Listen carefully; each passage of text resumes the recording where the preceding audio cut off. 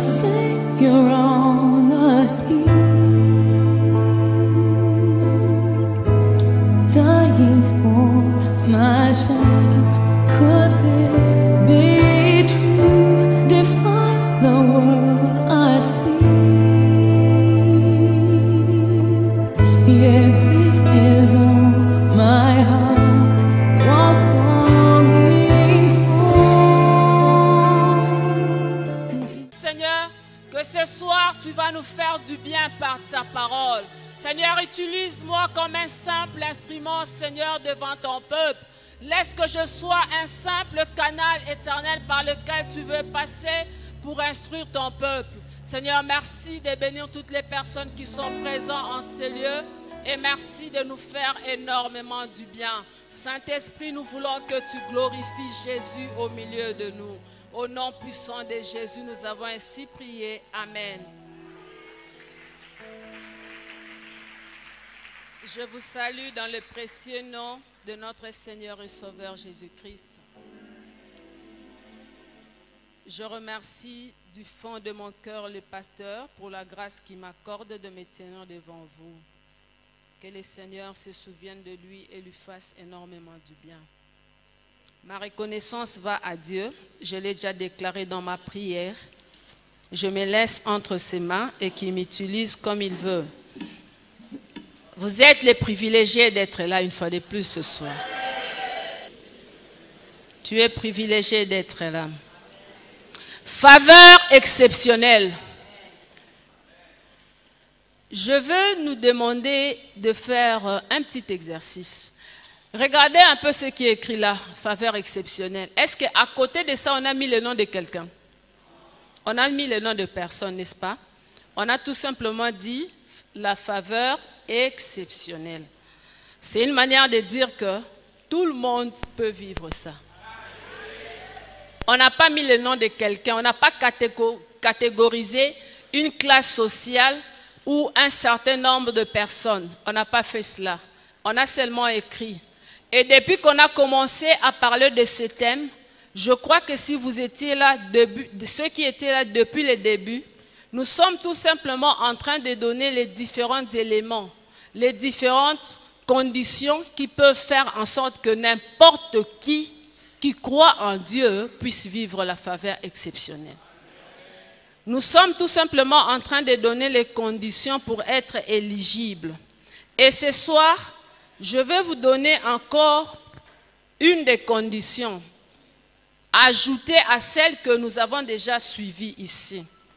Dis à ton voisin ou à ta voisine que pour vivre la faveur exceptionnelle, en plus de tout ce que tu as déjà écouté, tu as besoin d'avoir un bon cœur. Dis à ton voisin ou à ta voisine, tu as besoin d'avoir un bon cœur pour vivre la faveur exceptionnelle. Tu as besoin d'avoir un bon cœur. Il y a sa voisin que son au connaître faveur exceptionnelle.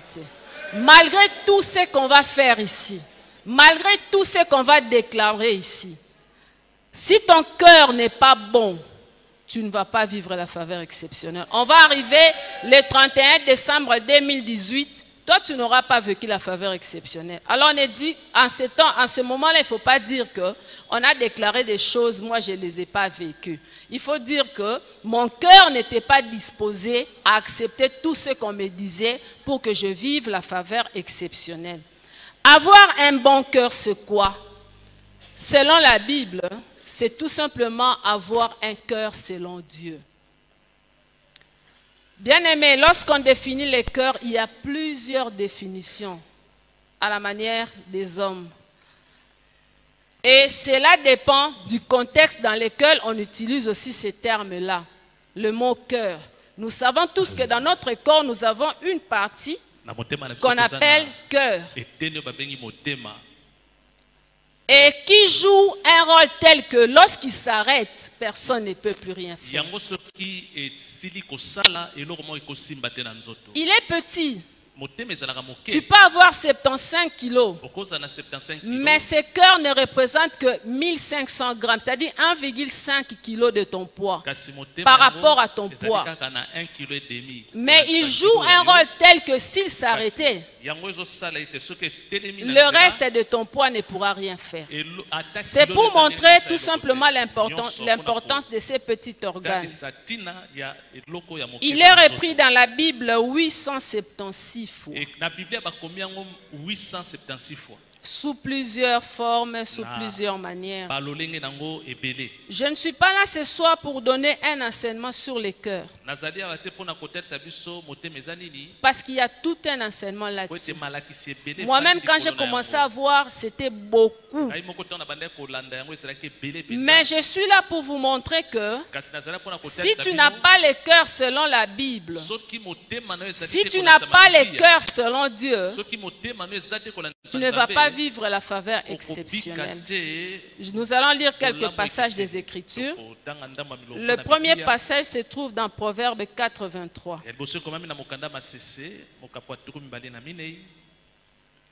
Le deuxième, Matthieu 15, 19.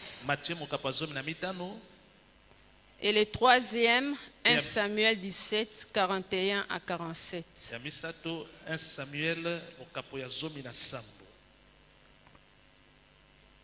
Proverbe 4, 23. C'est l'un de mes versets préférés de la Bible. Garde ton cœur plus que toute autre chose, car de lui viennent les sources de la vie. Amen. Amen. Matthieu 15, 19. Matthieu. Car c'est du cœur que viennent les mauvaises pensées, les meurtres, les adultères, les débauches, les vols, les faux témoignages, les calomnies. Voilà les choses qui suivent l'homme, mais manger sans être lavé les mains, cela ne suit point l'homme. J'ai ajouté le verset 20. Mais retenez beaucoup plus le verset 19. 1 Samuel 17, 41 à 47.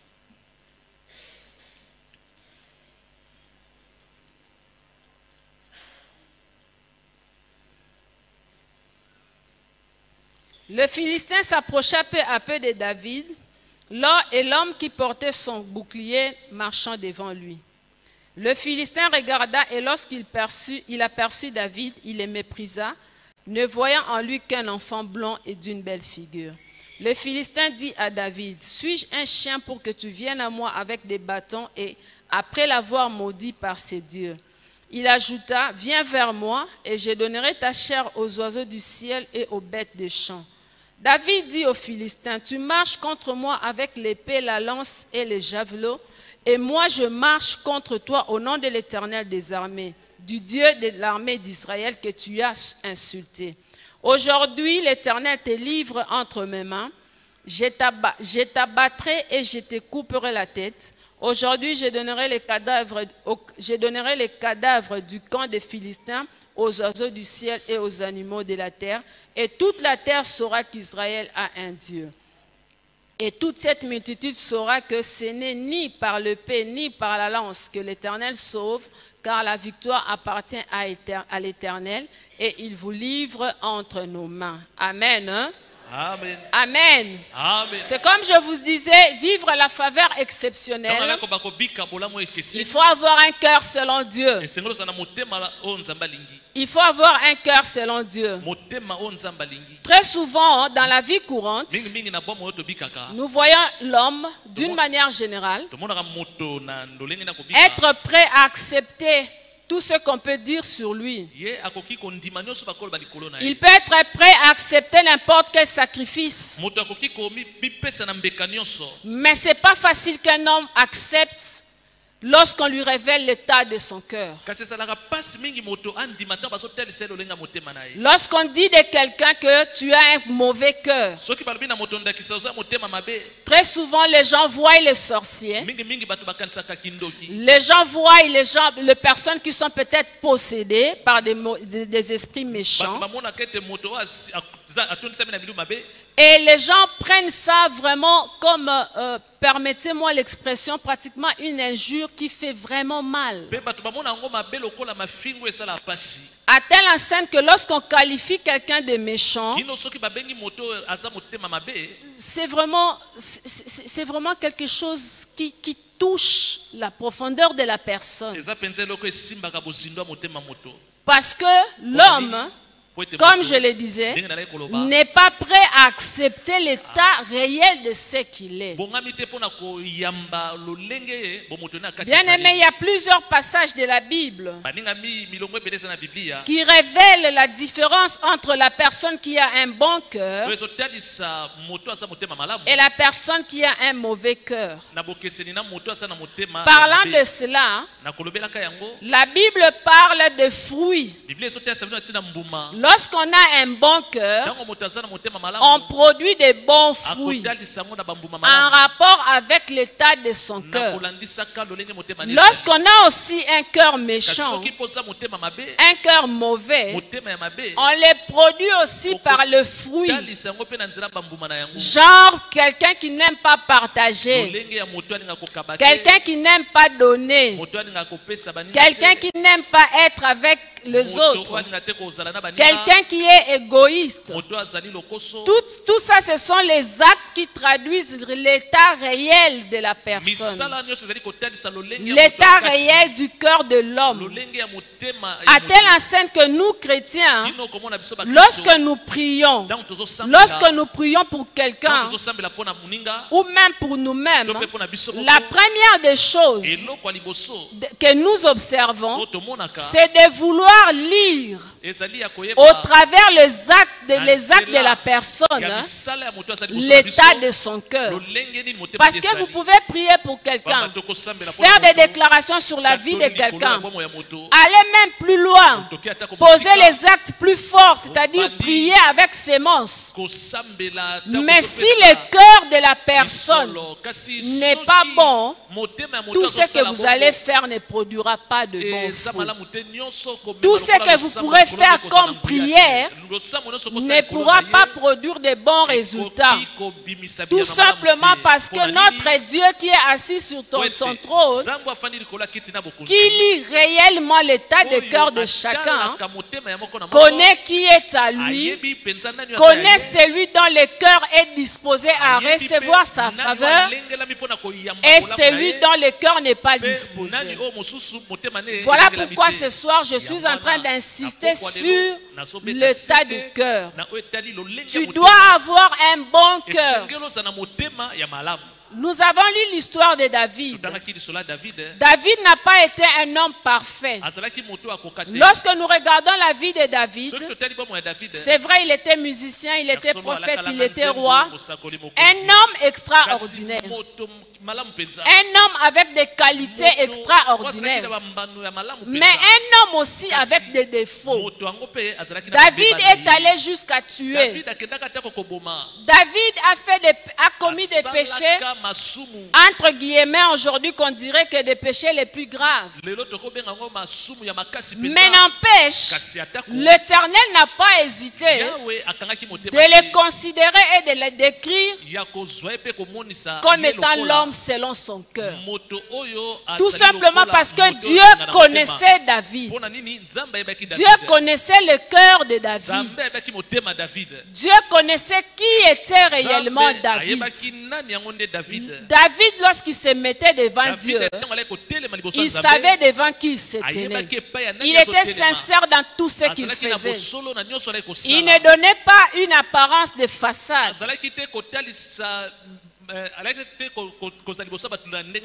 Lorsque nous lisons les livres des psaumes que David a écrit, vous allez voir comment est-ce que son cœur était dévoué à Dieu.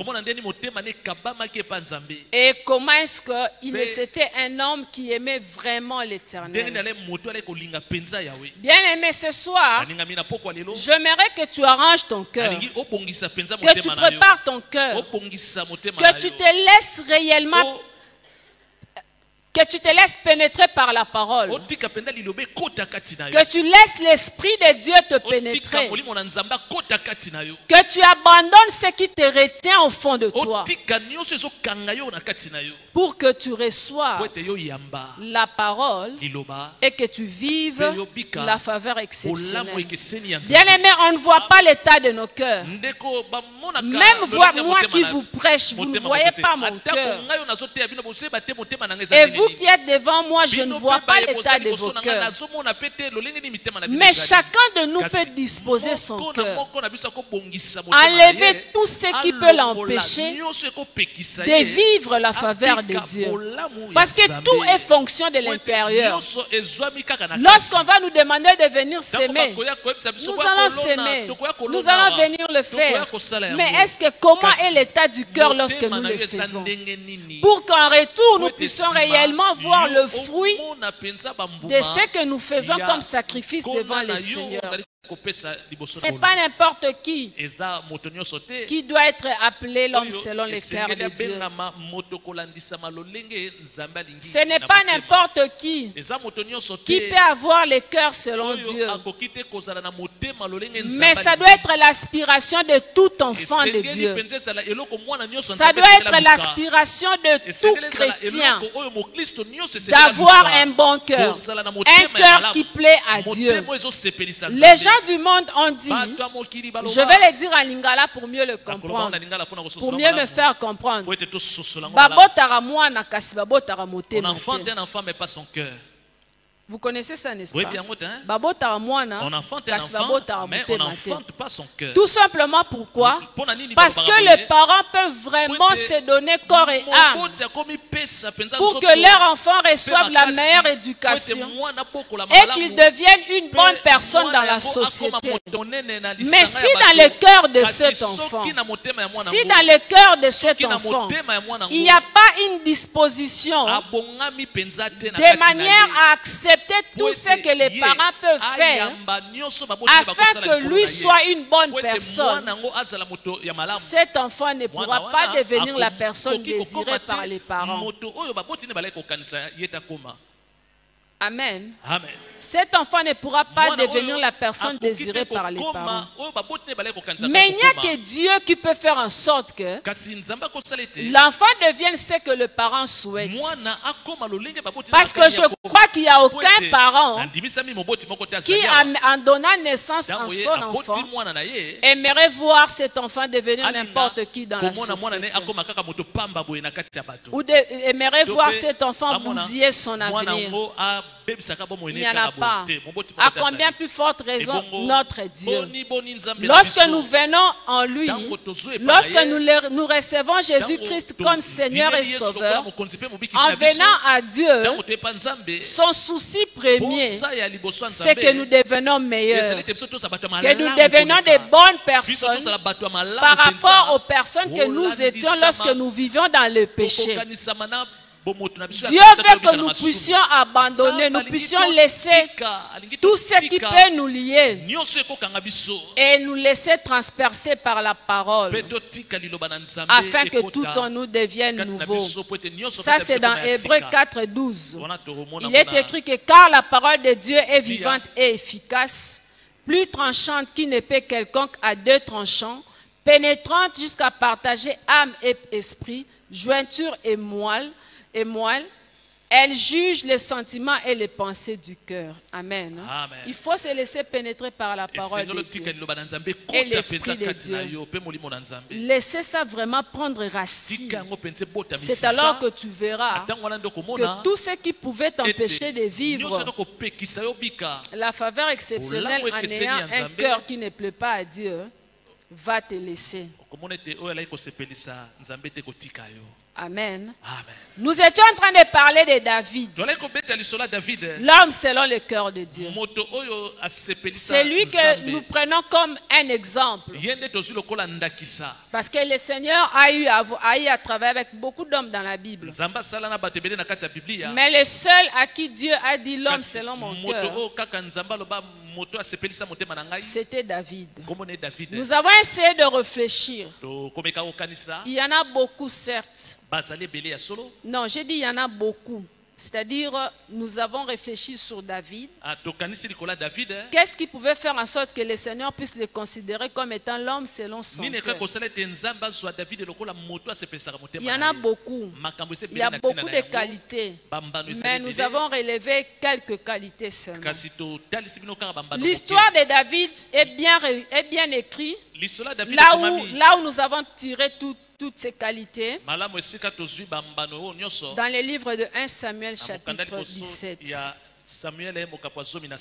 Il s'agit de l'histoire des enfants d'Israël, la guerre avec le Philistin. Et là où on parle de l'histoire de Goliath et David. Comment est-ce que Goliath a eu à terrasser les enfants d'Israël?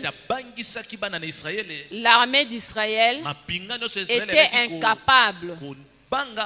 Et même le roi Saül lui-même ne pouvait rien faire jusqu'à ce que David vienne, jusqu'à ce que David arrive dans ce camp et pose la question sur ce qui s'est passé. Lorsqu'on lui a raconté ce qui s'est passé, il a posé la question simple: qu'est-ce qu'on donnerait à l'homme qui abattrait cet homme-là? Vous connaissez l'histoire? On lui a répondu à la personne qui va tuer Goliath. La première des qualités que nous voyons qui fait que David soit considéré comme l'homme selon le cœur de Dieu, avoir un bon cœur et vivre cette exception, c'est son courage et sa foi en Dieu. Son courage et sa foi en Dieu. Bien-aimé, tu ne peux pas vivre la faveur exceptionnelle de Dieu si tu n'as pas le courage. Et encore moins si tu n'as pas la foi en ce Dieu-là. On t'aura beau prêcher, on t'aura beau parler, mais si tu n'as pas ces deux choses, courage et foi en Dieu, tu ne pourras pas vivre cela. Il faut savoir sortir du lot par son courage et sa foi en Dieu. C'est ce que David a fait. C'est ce que David a fait.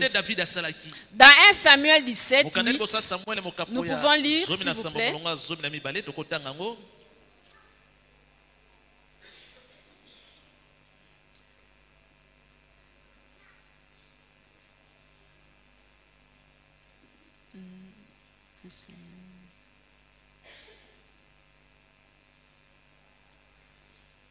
Le Philistin s'arrêta et s'adressant aux troupes d'Israël rangées en bataille, il leur cria: pourquoi sortez-vous pour vous ranger en bataille? Ne suis-je pas les Philistins et n'êtes-vous pas des esclaves de Saül?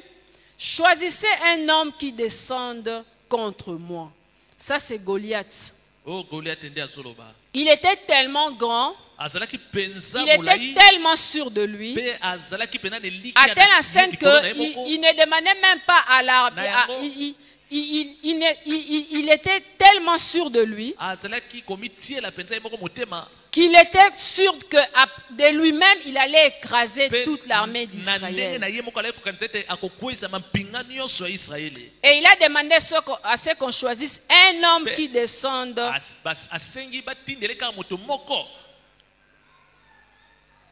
Et dans la suite, nous voyons que Isaïe avait envoyé aussi David. Et par la suite, dans le verset 24, nous voyons que tous ceux d'Israël, dans le verset 24, Non, c'est pas 24. Ok. À partir du verset... David. Ok. À partir du verset 21. Israël et Philistins se formèrent en bataille armée contre armée. David remit les objets qu'il portait entre les mains du gardien de bagages et courut vers les rangs de l'armée. Aussitôt arrivé, il demanda à ses frères comment il se portait. Tandis qu'il parlait avec eux, voici les Philistins, les Gath nommés Goliath s'avança entre les deux armées hors des rangs de Philistins. Il tint le même discours que précédemment et David les entendit. À la vue de cet homme, tous ceux d'Israël s'enfuirent devant lui et furent saisis d'une grande crainte. Chacun disait, avez-vous vu s'avancer cet homme? C'est pour jeter à Israël un défi qui s'est avancé. Si quelqu'un les tue, le roi les comblera de richesses et lui donnera sa fille et il affranchira la maison de son père en Israël. David dit aux hommes qui se trouvaient près de lui, que feront-on à celui, je vous ai déjà dit ça? Le peuple répétant les mêmes choses lui dit, c'est ainsi qu'on le fera à tout ça. Eliab, son frère aîné, qui l'avait entendu parler, fut enflammé de colère contre David et il dit, pourquoi es-tu descendu? À qui as-tu laissé ces peu de brebis dans le désert? Je connais ton orgueil et la malice de ton cœur. C'est pourquoi, c'est pour voir la bataille que tu es descendu. David n'était pas déjà un enfant normal parmi ses frères. David n'était pas déjà un enfant ordinaire parmi ses frères. Il s'est distingué par sa curiosité, son courage et sa façon de faire les choses. Et son frère savait que, connaissant David, il était capable de relever ces défis. David répondit, qu'ai-je donc fait? Ne puis-je pas parler ainsi? Et il se détourna de lui pour s'adresser à un autre et il fit les mêmes questions. David maintenant a décidé d'aller chez Saoul. Saoul lui a donné son armure.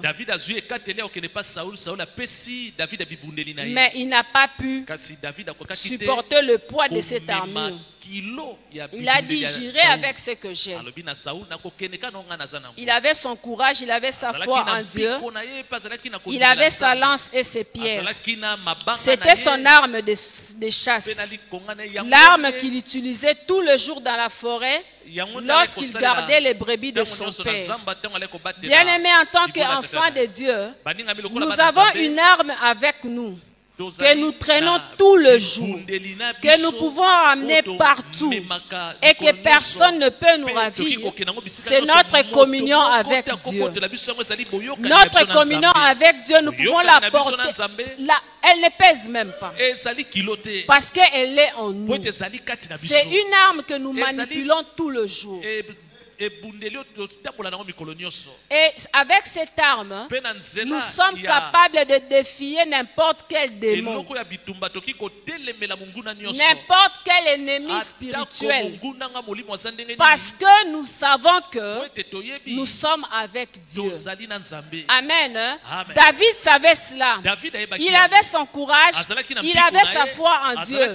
Et il savait comment il voyait comment est-ce que Dieu les secourait. Il avait secouru dans le passé. Et il était sûr. Il savait que qu'aucune personne ne pouvait blasphémer le nom de Dieu et que Dieu puisse le laisser ainsi. Il savait qu'aucune personne ne pouvait insulter Dieu et Dieu le laissait ainsi. Il avait tout simplement, Dieu avait besoin d'un homme pour agir. Et David a saisi l'occasion. Il s'est présenté devant Goliath. Il lui a dit, aujourd'hui l'Éternel te livre entre mes mains. Je t'abattrai et je te couperai la tête. Aujourd'hui je donnerai les cadavres du corps des Philistins aux oiseaux du ciel. David ne s'est pas présenté devant Goliath en lui disant, malgré son courage, qu'aujourd'hui, moi, David, je vais te tuer. Aujourd'hui, moi, David, je vais donner toute l'armée des Philistins comme proie aux oiseaux. Non, il a dit l'Éternel. L'Éternel va te livrer entre mes mains. Il s'appuyait sur la force de Dieu. Il s'appuyait sur la puissance de Dieu. Mais il savait qu'avec son courage, l'Éternel était capable de délivrer les enfants d'Israël. Bien-aimés, en tant qu'enfants de Dieu, nous ne pouvons pas accepter qu'autour de nous, qu'il y ait des personnes qui soient en train de blasphémer le nom de Dieu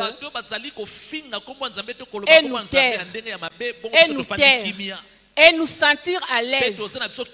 À la manière des hommes, je vais vous poser une question. Lorsque tu vois quelqu'un injurier ton père biologique ou ta mère biologique, qu'est-ce que tu vas ressentir dans ton cœur? Est-ce que tu vas rester inactif? Est-ce que tu vas rester inactif? Répondez-moi s'il vous plaît. Vous allez rester inactif. Vous n'allez pas rester inactif. Mais à combien plus forte raison lorsqu'on parle en mal de Dieu, vous allez rester inactif. C'est triste. Lorsque vous vous présentez devant, entre guillemets, ceux qui se disent aussi chrétiens, vous allez voir cette personne faire du mal, et les gens commençaient à parler non seulement en mal de chrétiens, mais aller plus loin jusqu'à dire vraiment votre Dieu là, non, si vous êtes devant une personne comme ça, il faut vous animer d'une colère sainte et dire à la personne, c'est Dieu là que tu appelles le Binzambinzambi. Ce n'est pas un Dieu de Binzambinzambi. C'est le Dieu puissant, le créateur des cieux et de la terre. Tu commences à rappeler à la personne qui est Dieu. Et tu lui dis, fais attention, parce que moi je suis son enfant. Et en son nom, je suis capable de faire beaucoup de choses.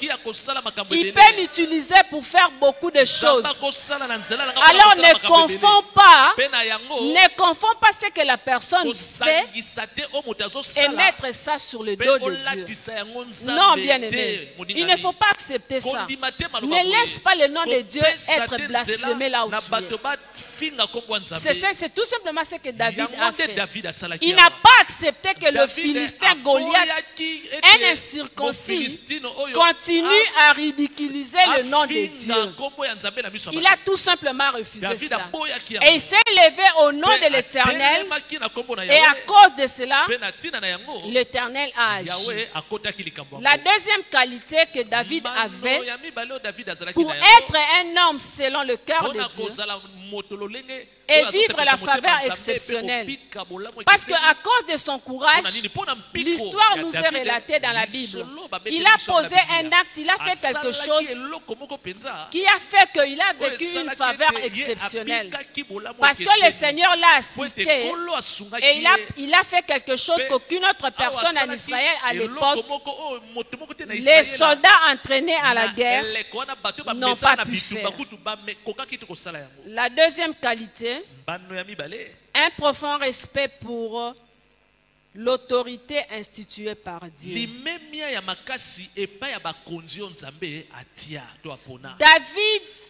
David, lorsque nous lisons ici dans 1 Samuel, il était déjà loin comme roi, mais il n'avait pas encore accédé au trône. Parce que Saül était encore roi.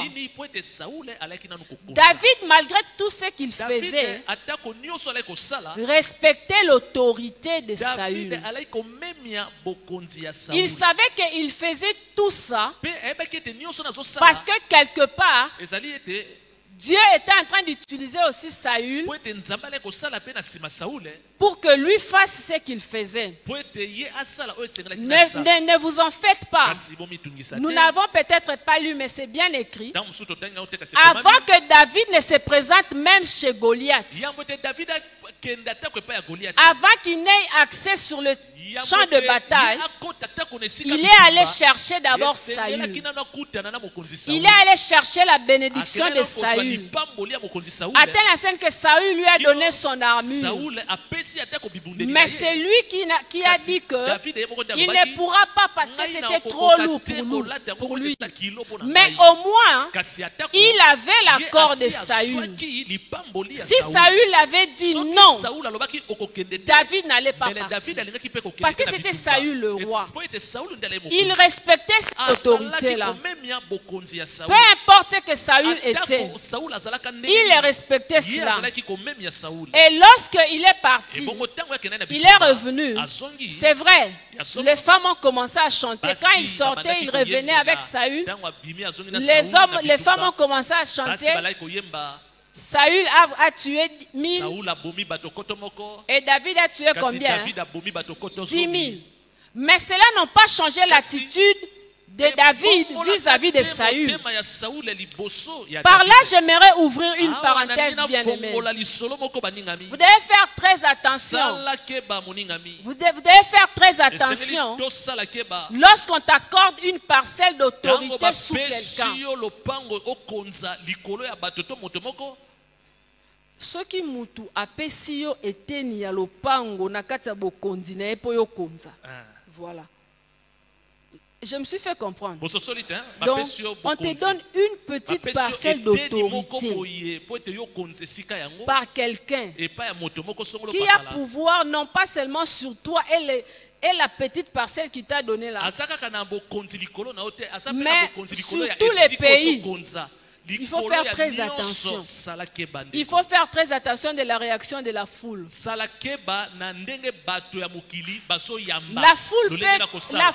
La foule peut t'amener à la disqualification. Tout comme la foule peut aussi t'amener à l'élévation.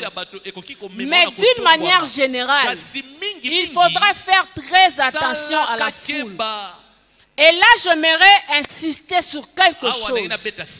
J'aimerais nous interpeller, entre guillemets, nous les responsables des départements. Moi aussi qui vous prêche ce soir, je suis responsable d'un département à l'église. Vous le connaissez, n'est-ce pas? Je suis le responsable du département de l'école de dimanche, le ministère d'encadrement d'enfants. Mais bien aimé, je ne me suis pas établi là moi-même. Je ne m'étais pas réveillé un matin comme ça et je viens à l'église Parole de Vérité, je dis je deviens responsable de l'école. Non, il a fallu que le pasteur de l'église Parole de Vérité m'établisse là. Et je lui dois tout. C'est ce qui fait que lorsque vous venez à l'école de dimanche, même un enfant de 3 ans, lorsque vous lui posez la question, c'est qui votre pasteur? Ils ne vous diront jamais que c'est Maman Viviane. Ils vous diront que c'est le pasteur Eric Mavinga Masiala. Le respect de l'autorité établie. Je ne suis qu'une petite personne. S'il ne m'avait pas établi, je n'allais pas faire tout ce que j'ai fait. Et même pour vous prêcher ce soir, s'il ne m'avait pas choisi, je n'allais pas me mettre là. Bien aimé, c'est triste. Parfois, je suis triste au fond de moi. Je me dis, très souvent, les gens ne comprennent pas le sens de l'autorité et le sens du devoir vis-à-vis de l'autorité. Je vais profiter pour vous enseigner aussi, vous les brebis. N'acceptez pas un responsable qu'on établit sur vous qui vous empêche d'avoir accès à votre pasteur. Ce n'est pas un bon responsable. Il ne veut pas ton bien. Lui avait été établi. On l'a reconnu. Il était aussi comme toi. Et comment est-ce que l'autorité qu'il a établie va te connaître? David, pour accéder à Saül et aller combattre, n'a pas quitté la maison de son père Isaïe jusqu'à ce qu'il arrive là. Non, il a fallu quelqu'un pour l'amener chez Saül. Il fallait qu'il y ait le chef de l'armée qui l'amène vers Saül et qu'il dise: écoute cet enfant. Et lorsque David s'est prononcé devant Saül, c'est alors que David a pu faire ce qu'il avait fait et il a vécu la faveur exceptionnelle. Bien-aimé, toi tu veux vivre la faveur exceptionnelle. Vous et moi, nous ne sommes pas les visionnaires de ce thème. Nous sommes que là pour partager une petite parcelle de ce qu'on nous a donné. Mais bien aimé, qui peut t'aider à mieux vivre la faveur exceptionnelle si ce n'est l'autorité établie? Est-ce que je me fais comprendre? N'acceptez pas. Tu viens voir un responsable, tu lui parles, tu lui dis: je vais voir le pasteur. Il te dit: non, tu n'as pas besoin de voir le pasteur. Tu m'as déjà vu. Pourquoi tu veux encore aller voir le pasteur? À partir d'aujourd'hui, n'accepte plus ça. N'accepte pas ça. Tu es en train de te priver une grande bénédiction. Tu te prives d'une grande bénédiction. Parce que lorsque toi-même tu vas chez papa, tu lui dis: papa, j'ai tel problème, j'ai tel problème, j'ai tel problème. Étant le chef de la maison, il a plusieurs solutions. Mais si tu vas chez ton frère aîné, ton frère aîné peut te dire: toi aussi, attends d'abord. Ne dérange pas papa avec ça. Moi-même, je vais faire. Ozeli, frère aîné à Salarate. Entre-temps, papa peut éviter que nous en a besoin. Au même moment, papa ne sait pas que toi, tu as un besoin. Est-ce que je me fais comprendre? Il ne faut pas accepter de telles choses. Et nous, les responsables, faisons attention.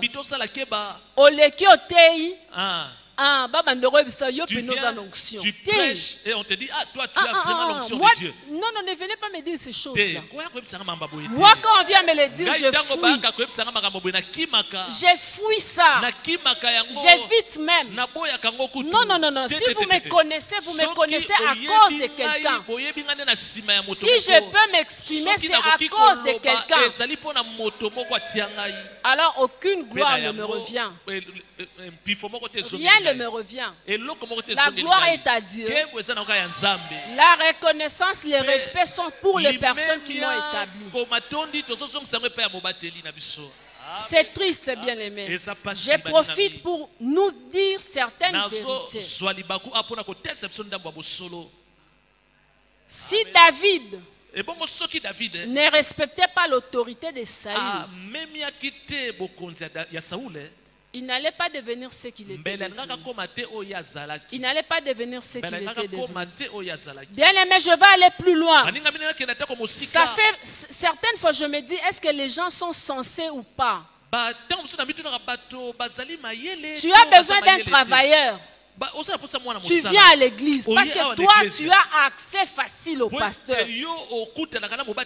Pasteur, j'ai besoin d'avoir un travailleur dans tel domaine, tel domaine, tel domaine. Le pasteur choisit parmi ces personnes. Il te donne une personne. Je donne un exemple. Et dans les jours après, vous allez voir cette personne qui était proche du pasteur n'est plus être proche du pasteur. Mais la personne qui était venue demander la personne chez le pasteur continue à être proche du pasteur. Bien aimé, mettez-vous à la place du pasteur. Qu'est-ce qu'il peut se dire? Est-ce que je me fais comprendre? Tu es un bon responsable ou pas? On te délègue au nom de l'église. Va visiter un membre. Au nom de l'église, je dis bien. Toi, tu arrives chez les membres là, tu ne cites même pas le nom de l'église, même pas. Tu viens, tu es venu de toi-même. Donc toi, tu crois que tel que nous sommes assis ici, nous nous connaissons tous. Nous nous connaissons tous. Mais qui est à mesure de nous connaître tous? Répondez-moi s'il vous plaît. On parle entre nous. J'ai saisi seulement l'occasion parce que c'est dans la Bible. Qui est censé nous connaître mieux que tout le monde? Qui est censé nous connaître mieux que tout le monde?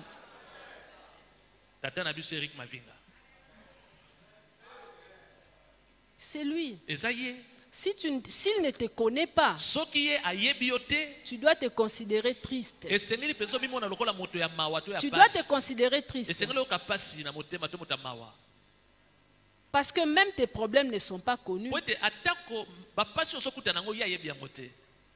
Tes fardeaux, tu les portes avec qui? Avec ton responsable du département. Et ça fait combien de temps? As-tu déjà reçu une réponse favorable? Pourquoi tu ne changes pas? Que le Seigneur nous aide. Les responsables n'acceptez pas que les brebis vous induisent en erreur. Aucune personne dans cette église, même les extensions de l'église, parole de vérité, ne pourra prendre la place de notre pasteur, ni son rôle.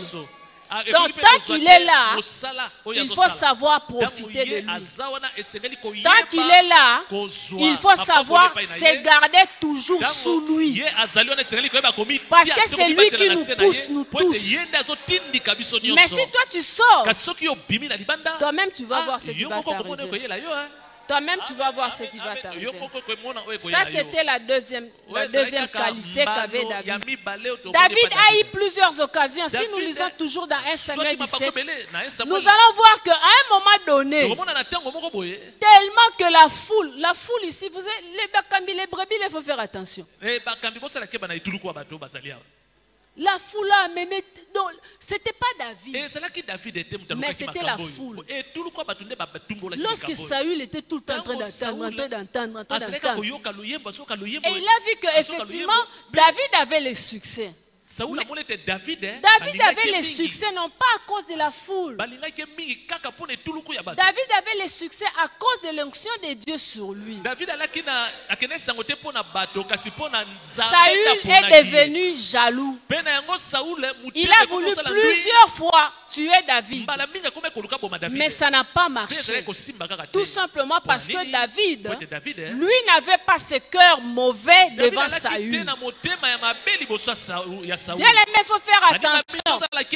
Il y a certains responsables qui peuvent vous empêcher de vivre votre bénédiction. Peu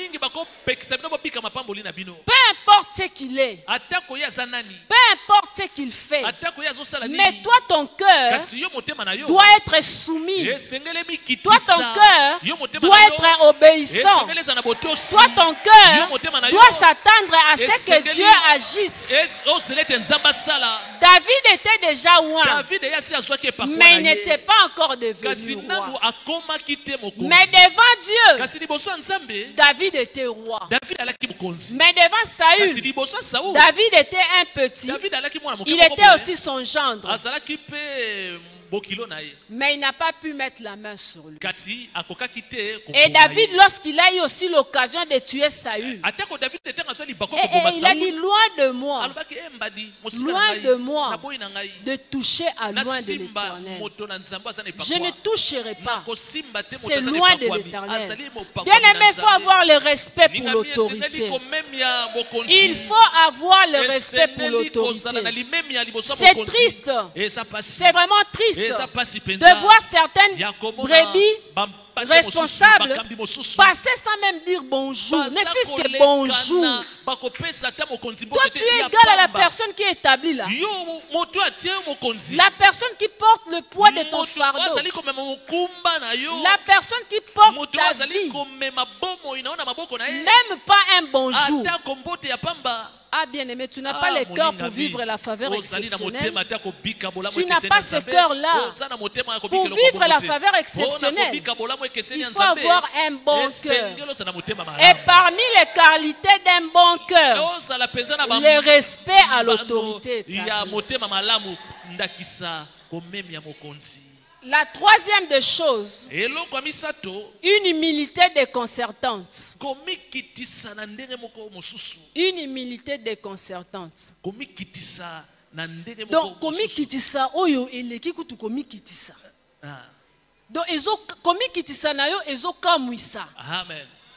C'est ce qu'était David. Il était déjà loin.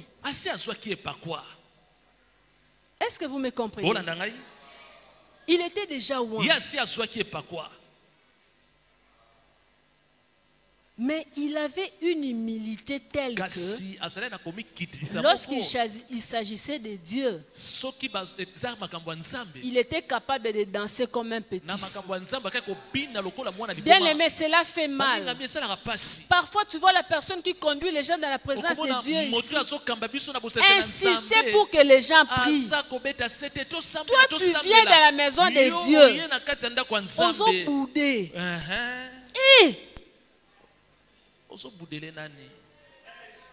Si ozo boudé nani ndenge ndeko na ngati lobi ozo boudé nzambe, ozo boudé moto azo modéré, ozo boudé banzembo, ozo boudé ba voisin, ozo boudé banani. Amen, amen, amen. Toi, tu étais venu à l'église pour qui? David roi. David roi n'a pas hésité. Si vous lisez toujours dans le livre de 1 Samuel, vous allez voir, il danse. Lorsqu'il s'agissait de danser pour Dieu, il a dansé devant le trône, il a dansé devant l'arche, au point que tout le monde se demandait, mais c'est quel roi ça? Il savait que c'est ce qui faisait sa force. Il savait que c'est ce qu'il faisait, ce qu'il était. Mais toi là vraiment, tu viens devant Dieu. Prions le Seigneur. Lèvons-nous. Dis Amen. Vraiment. Tu ne mourras pas, tu vivras. Tu vas vivre la faveur exceptionnelle.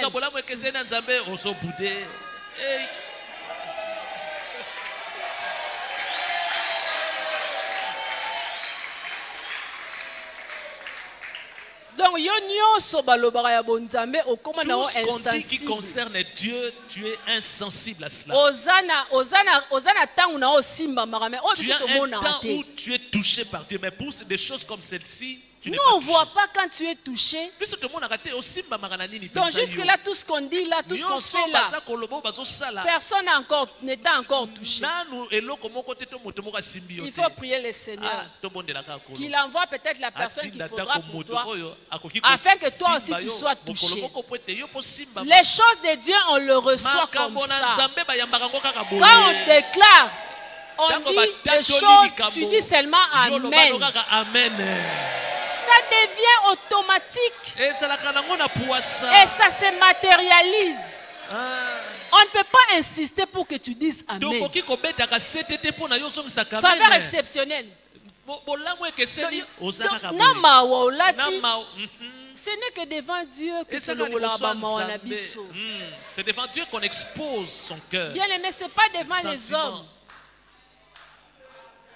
Vous savez, hein, ce n'est pas pour vous choquer. Ce n'est vraiment pas pour vous choquer. Peut-être vous ne l'avez jamais vu. Mais bien aimé, le jour où vous aurez l'occasion de voir quelqu'un rendre l'âme, c'est-à-dire mourir. Il est venu en marchant. Il arrive là, il tombe et il meurt. Tu vas voir que la vie n'est rien. Et lorsque tu as l'occasion de... Vraiment, nous sommes obligés nous sommes obligés devant Dieu là, devant Dieu, d'être humble.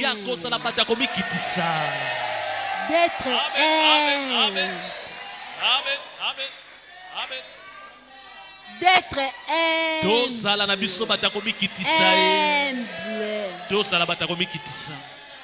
Bien-aimés, nous ne sommes rien. Bien-aimés, rien. J'insiste, je dis rien. Sans le souffle de l'Éternel. Sans le souffle que nous sommes en train de sortir là. Nous sommes bien. Et tout ce que nous pouvons posséder, qui peut faire en sorte que bien aimé Eza et l'autre. Tout ça c'est rien, tout ça c'est rien. Tout ça c'est rien. Du reste, si tu vois que quelque chose s'attache à toi pour débarrasse-toi de ça. Débarrasse-toi de ça. Débarrasse-toi de ça. Parce que lorsque Dieu nous prend, je sais qu'il y a des médecins au milieu de nous. Parfois, tu n'as même pas le temps de dire un mot. La dernière fois que j'ai vu quelqu'un partir, c'était une femme très forte. J'ai posé tout simplement la question et j'ai dit, Dieu, c'est que tu fais vraiment, hein?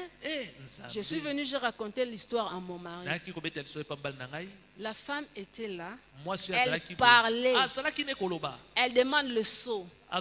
J'ai envie de vomir, j'ai envie de vomir. Donnez-moi le seau. Mon petit seau est là. Elle-même indique là où il y a le petit seau. L'infirmière prend le seau, lui tend. Elle vomit. Elle dit, je ne me sens pas bien. Je sens le souffle. Je sens le souffle. Aussitôt, on devait la sortir de cette salle où elle était pour l'amener dans une autre salle. Bien aimé comme un rêve. Elle est partie. On touche, on fait tout. Elle est partie. J'ai regardé, j'ai dit, vous savez, si tout le monde pouvait voir, on allait encore voir vraiment que cette vie sans Dieu, ce n'est rien. Alors, nous devons être humbles. Ce n'est pas pour rien que David était humble. David savait qui il était. Comment est-ce qu'il gardait les brebis dans la forêt. Comment est-ce qu'il a souffert le froid. Il a connu la faim. Il a connu les dangers. Et lorsqu'il a accédé au trône, David savait que ce n'était pas lui. Et c'était Dieu. Il savait cela. Il faut toujours savoir cela. Et à chaque fois que tu as l'occasion de louer le Seigneur, surtout dans des milieux comme ça, il faut le faire. Il faut le faire. Parce que tu ne sais pas ce qui va arriver après. Le maître des temps et des circonstances, c'est Dieu. Le maître de souffle, c'est Dieu. C'est lui qui fait que nous soyons ce que nous sommes. C'est Dieu. C'est lui qui fait que toi tu marches, tu entres jusqu'ici, tu t'assois là. C'est lui. Alors si tu as l'occasion de te rouler par terre, tu n'as que faire.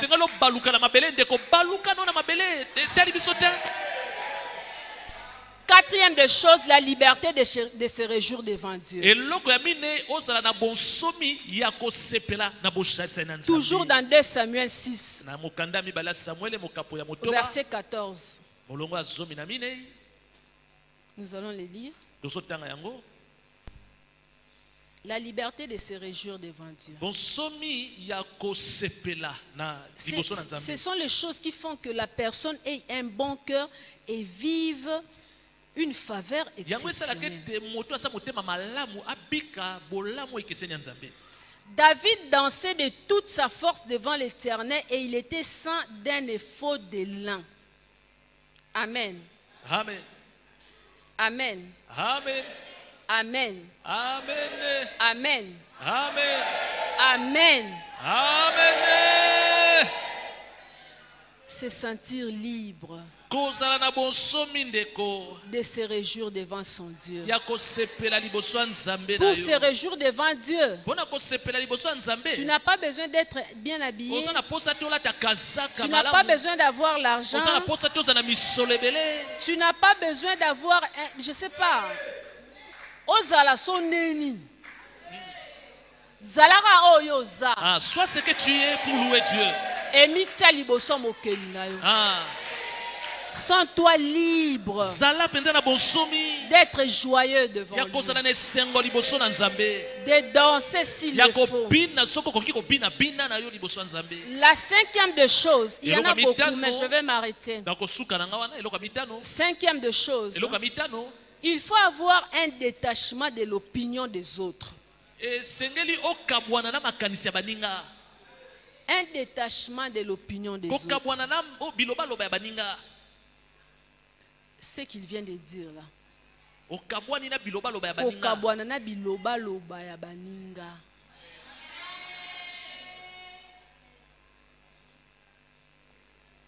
Yo keneka na église wana. Ah, toi tu pars toujours dans cette église là. Oyora imaka loba écoute tu n'as pas entendu ce qui a été dit sur cette église là. Ngana okete. Eh, moi je ne pars pas là-bas. Eh, tikaye. Laisse-le.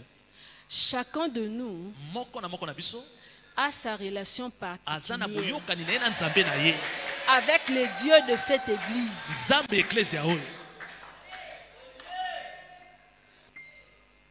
Là où je suis convaincu que Dieu agit, personne ne pourra m'enlever de là. Personne ne pourra me bouger. Personne ne peut, peu importe ce que tu vas dire. Azo laksanini, akanisi nini, ezanini, etalingati. Ça ne me regarde pas tout ça. Moi quand je viens devant Dieu, je n'ai qu'à faire. Que faire? Mes oreilles sont bouché. Toi tu vas dormir dans cette église là. Toi tu as laissé ta maison. Tu as laissé ta famille. Mais Osama est l'éteint. Tu n'es pas sage. Bien aimé. Vous savez pas ce que c'est que là à l'église. Tu ne sais pas ce que s'est passé la nuit à l'église. C'était au courant de cette semaine. J'étais en train de partager avec deux sœurs. On était en train d'échanger. Je leur ai dit ceci. Il y a certaines choses, quand on se lie à ça, c'est une bénédiction. Mais quelque part, on perd un peu sa liberté.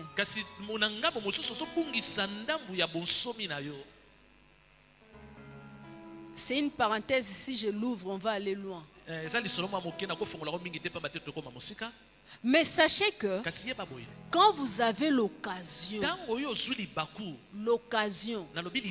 de servir Dieu, de faire des choses pour Dieu, ne vous occupez pas de ce que les gens vont dire. Peut-être cette occasion ne va pas te revenir. Je vais vous raconter une histoire. Le pasteur est là. Il est mon mari. Au début de notre mariage, nous étions en train de faire le concours. Qui va lire la Bible et la terminer avant l'autre? C'était un concours entre nous. Et comme lui il sortait, moi j'ai profité, j'ai lisé parce que je restais. Et par la grâce de Dieu, ça faisait que plusieurs fois, entre guillemets, j'ai terminé avant. Mais aujourd'hui, bien aimé, il est là. Hier, je me plaignais. J'ai dit, je cherche même le temps pour méditer. Si je peux lire, tu vas lire 5-6 chapitres, tu as autre chose à faire. Non, et là, comment est bimeli yote? Ozana makambo kosala. Est-ce que ma maman peut comprendre le nom? Amen. Ba devoir mususu. Oza obligé pe ya ko remplir ango potika la kaka na mibeko ya nzambe. Tu dois accomplir certaines mais au même moment, tu as les soucis de lire. Beaucoup Mais le temps. Le temps. Alors, si on une jeune sœur, la Bible, quand tu vois une jeune sœur en train de lire la Bible, quelqu'un veut te dire, mais toi tu fais que lire la Bible. Laissez-moi lire ma Bible. Laissez-moi lire ma Bible. Peut-être demain je n'aurai plus suffisamment de temps pour lire. Tu lis seulement 5 chapitres. Seigneur, je dois me lever, je dois faire ça, je dois faire ça, je dois faire ça, je dois faire ça. Si je ne le fais pas non plus, je ne serai pas en accord avec la Bible. Chaque jour, prière en église. Retraite et ceci, là, toi tu ne fais que rester. Reste. Viendra des moments où tu vas chercher une nuit. Tu commences à regarder, tu dis, j'ai besoin d'une nuit.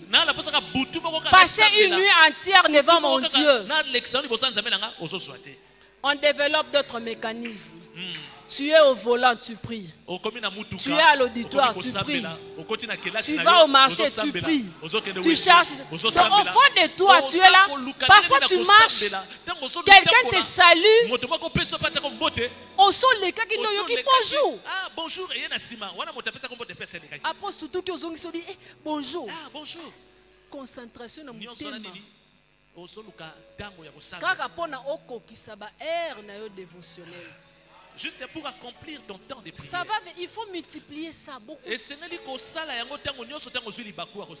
tu as l'occasion de le faire maintenant, tu vas le faire mieux.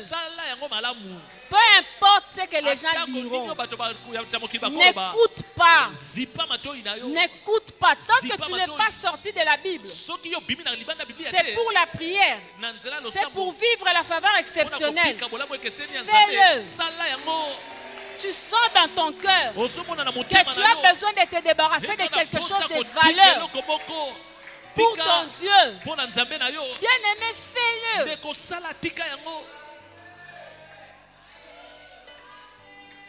Vous savez, hein? Permettez-moi l'expression, c'est là où je suis que je vois des choses. Parfois, quand on demande de s'aimer, de donner l'argent pour Dieu, tu peux être là en train de réfléchir plusieurs fois. Ah, n'a pas que je donne. Mais bien aimé, va à l'hôpital. Va à l'hôpital. Tu vas voir combien les gens souffrent. Combien les gens sont prêts à dépenser tout pourvu qu'ils retrouvent leur santé. Mais ça devient parfois difficile. Mais toi, tu peux faire une année. Tu peux faire un mois. Tu peux faire 2 mois. 3 mois. Tu ne tombes pas malade. Dieu te garde. Dieu te protège. Bien aimé, à combien plus forte raison lorsqu'on dit donne? Mais ça parce que on a pesi na sombi bakisi na sel makamnyo soka na mbongo. Parce que je me débarrasse des produits pharmaceutiques. Vous avez compris ce que j'ai dit? C'est-à-dire, quand je viens s'aimer ici, je sème tout. Donc, le Seigneur ne va pas permettre que je tombe malade. Le Seigneur ne va pas permettre que je perde ma santé. Le Seigneur ne va pas permettre que j'ai des problèmes.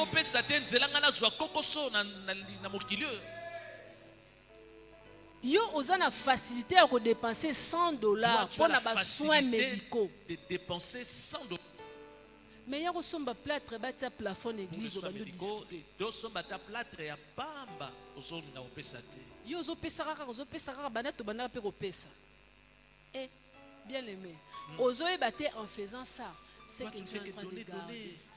ce que tu es en train de gagner. En faisant ce que nous sommes en train de faire, Il faut savoir te détacher de ce que les gens diront. Détache-toi. Détache-toi. Parce que tel que nous sommes là, nous ne connaissons pas l'état de nos cœurs.